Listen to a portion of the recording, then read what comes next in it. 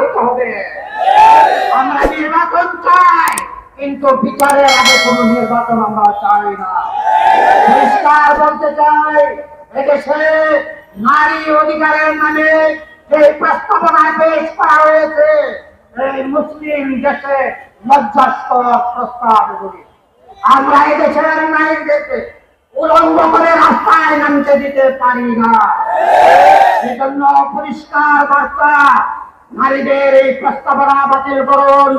নারী কমিশন নামে যে কমিশন করা হয়েছে, এই কমিশন বাতিল করে নতুন করে এদেশের পর্দানীতিহীন কর্মভীরু নারীদেরকে নিয়ে আপনারা কমিশন গঠন করে নারীদের ন্যায্য অধিকার বাস্তবায়ন করুন।